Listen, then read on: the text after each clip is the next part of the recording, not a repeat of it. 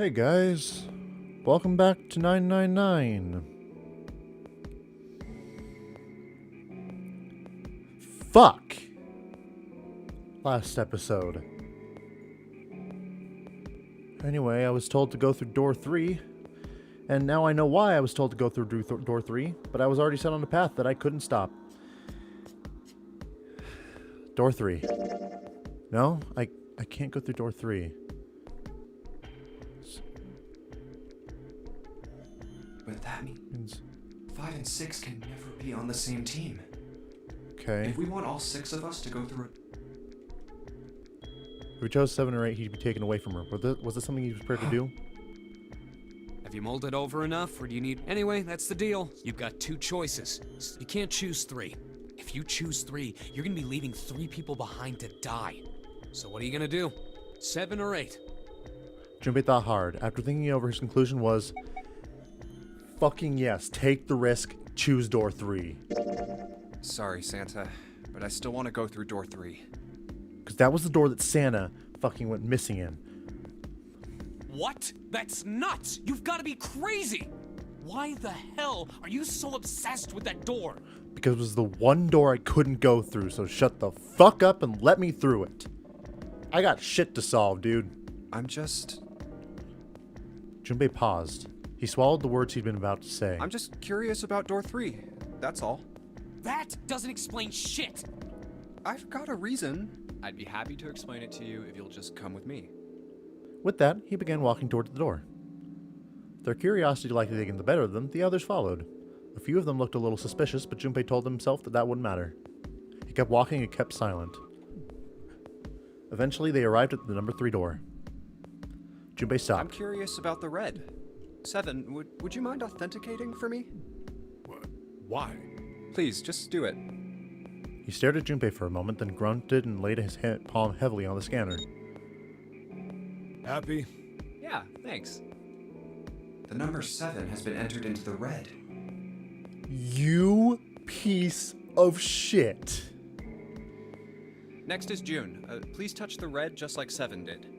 Jumpy, what are you trying to figure out? Yep. I think Junpei thought about his answer for a moment. I might have found another way out. What? Really?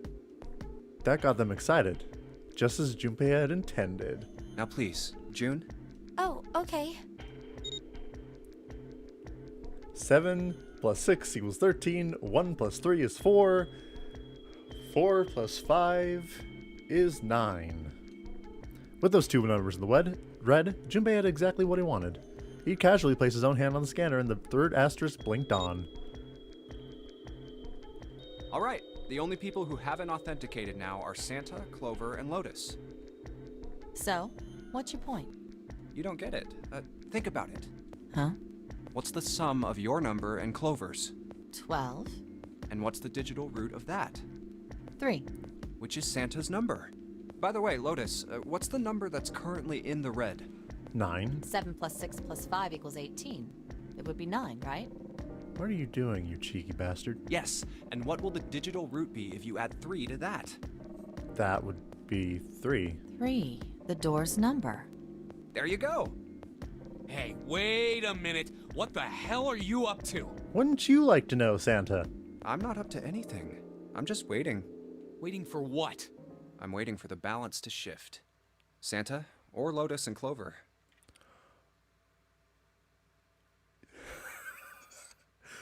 Oh, this is so nice. Once after one of last you episode. moves, the others won't have a choice.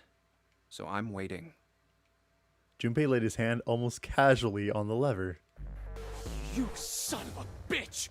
You tricked us! You're damn right I did. And all that stuff you were going on about is all bullshit! Bullshit, huh? I don't think so. Didn't I tell you I'd figured out another way to get out of here? This is it. Why the hell would you do something like this? Junpei glanced at June. Jumpy?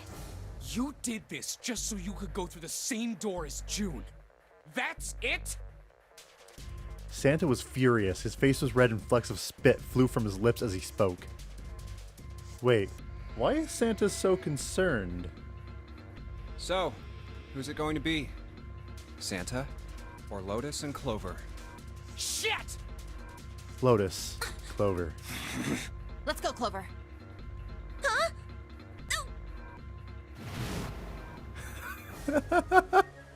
Lotus leapt forward. She grabbed Clover by the sleeve and ran for Junpei in the door. Fuck! Caught by surprise, Santa froze for a moment, then shot forward like a bullet from a gun. Lotus had a head start, but Santa had the advantage of size and of speed. Almost immediately, he passed Lotus and Clover. Oh, no, wait! Santa did not hesitate. He slammed his hand down on the red. This is insane! This isn't right! He glared at Junpei, his heart chest heaving. Yeah, well, you may be right, Junpei's voice was cold, but not without effort. but He turned to the red and pulled the lever.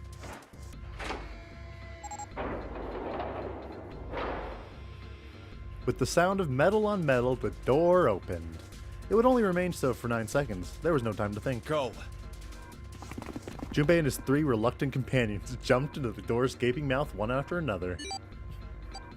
No sooner did they enter that than an all too familiar noise sounded from their left wrists. The detonators had activated. Junpei looked back only once and saw Lotus and Clover on the other side of the closing door. No. They stood still, stopped where they'd been while Santa reached the red. The defeat and desperation on their faces tore on Junpei's heart. Then the door closed and they were gone. You son of a bitch, Junpei! This isn't fair! Santa rounded on Junpei, lightning crackling in his eyes and his knuckles white. Do you realize what you just did? You leave them out there, and they can't... Shut it! That's enough! It hadn't been Junpei that spoke, but Seven. We gotta find the dead or none of this is gonna matter! The clock was ticking. The dead was their only chance at survival. Unless they could find it and deactivate their detonators, the 4 of them would be... We got less than a minute left! No time for screwing around! Get moving! Damn it! You and I are not done yet, bastard! They scattered and began to scour the room. The deactivation device was nowhere to be found. Where the hell is it? Corridors stretched out in 3 directions, but every one was blocked off by wall and metal. There was only one way out. One other door. Over there! It's gotta be behind the door! Seven ran for the door and the rusty iron thing. His large hands grabbed hold of the handle and pulled. Damn, it's pitch dark inside. Can't see a thing! Junpei stuck his head through the door and looked around the room. No, wait. Almost immediately, he spotted the blinking red light on the red wall. I found it. The dead's right over here. He stepped into the room. Ugh. What? The floor's slippery. He stopped and glanced down at his feet. What was... Hey!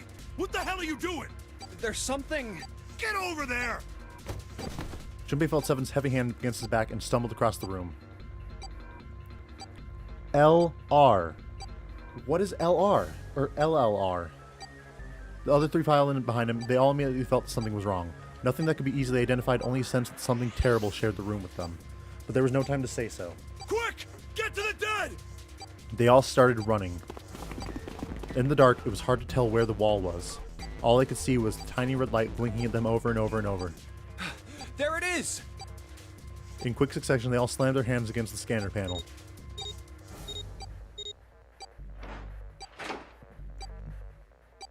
I like how it doesn't, even if you found this way on accident, it doesn't, like, sugarcoat it for you. But you would have to know this already happened in order to get to this room in the first place. Seven leaned against the wall, gulping air. As his breathing began to turn normal, he glanced at his left wrist and grunted. It stopped. It stopped.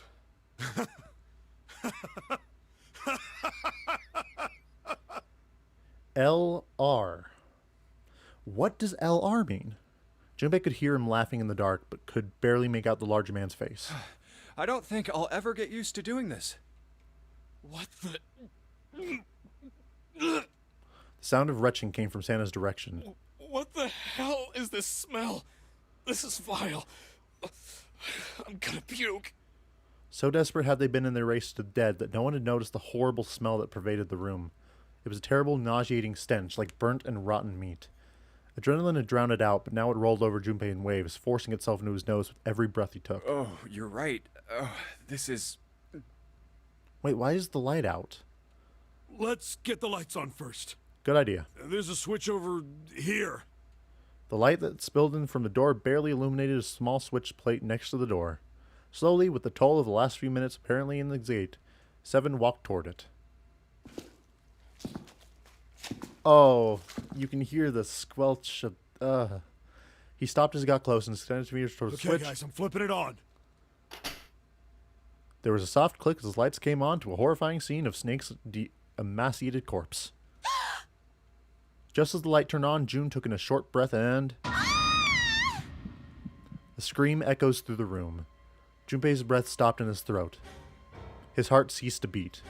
Time froze. His mind scrambled to make sense of what he saw before him. What? Hey.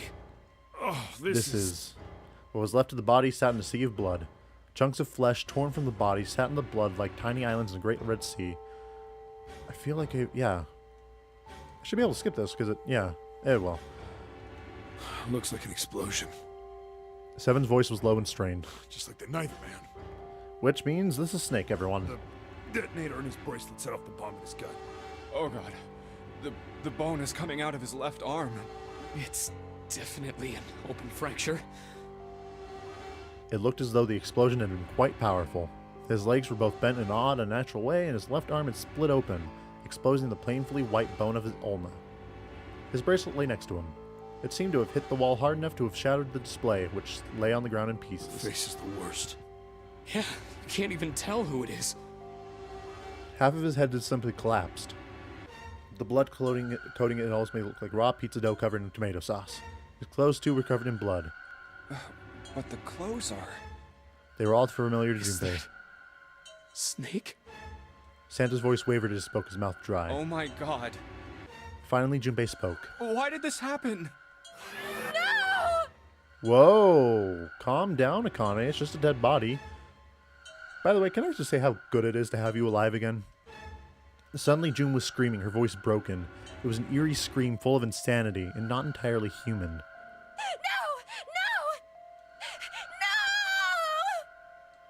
She shook her head violently and grabbed fistfuls of her own hair.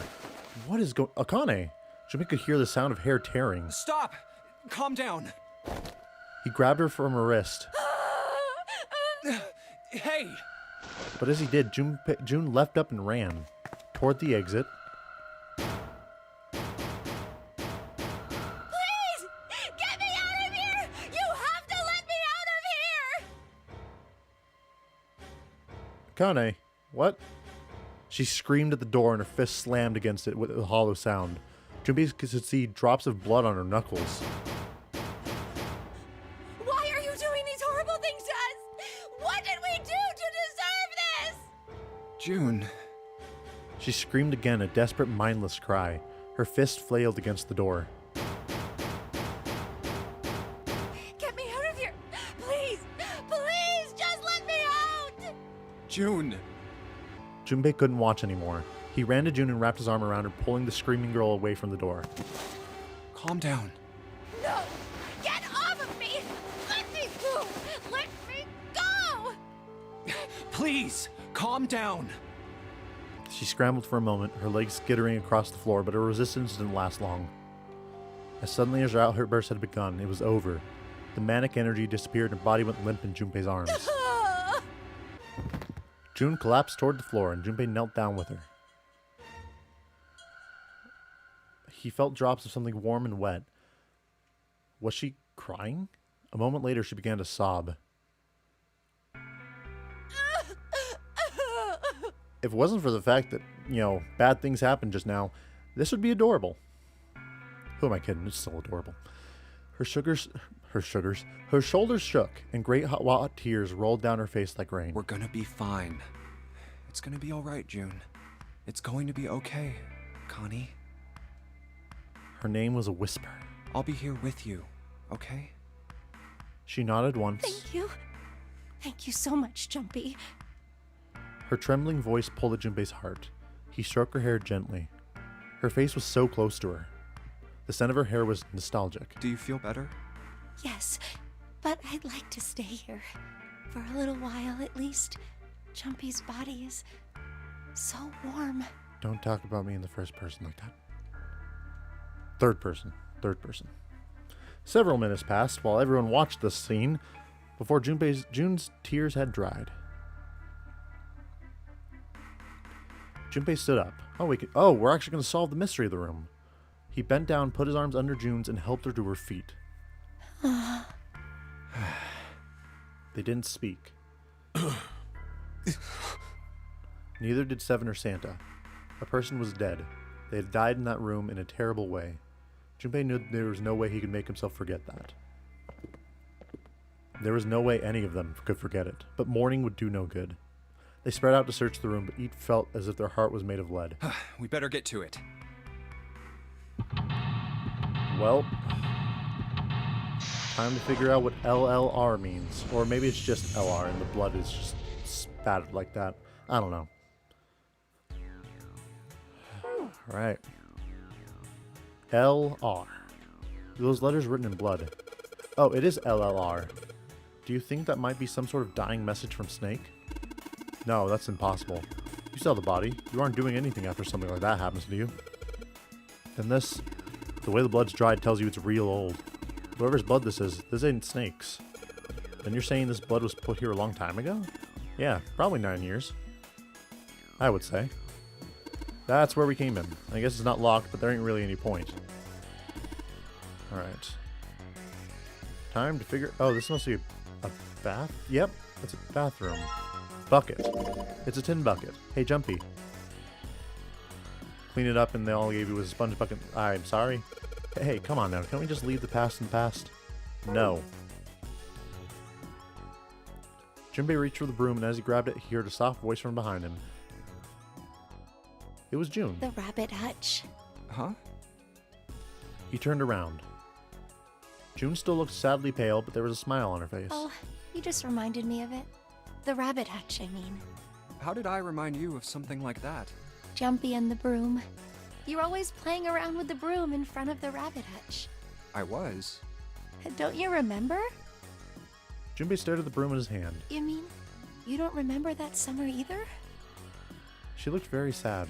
He shook his head. Of course I remember. How could I forget something like that? It was terrible. They were in the 6th grade.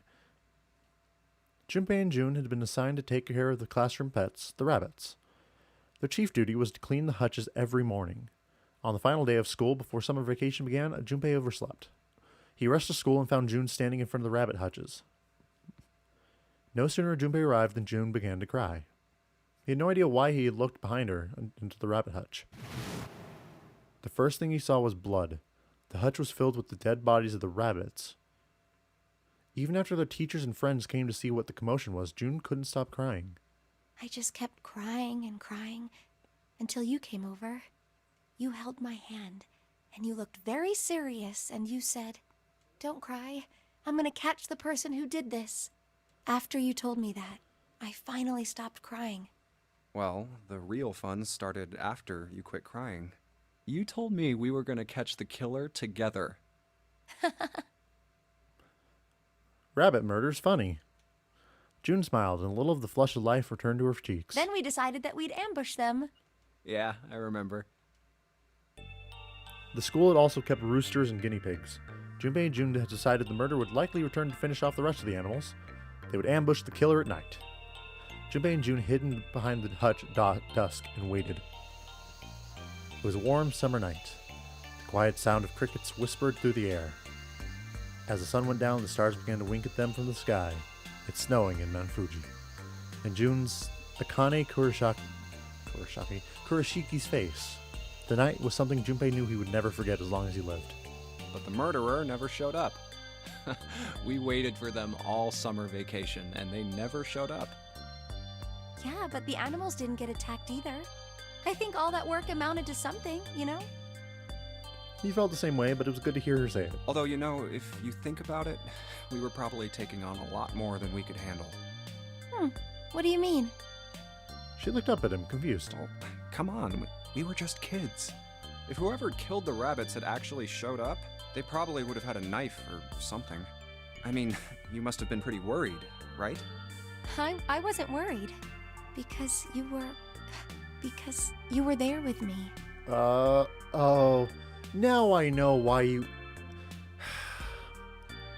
I think I already said this, but I'm gonna say it again. I know the reason why you said you wanted me to go through this before I went down there. Just to fuck with me.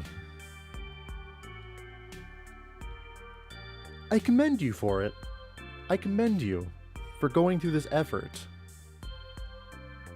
She blushed furiously. You know, no one else wanted to take care of the animals.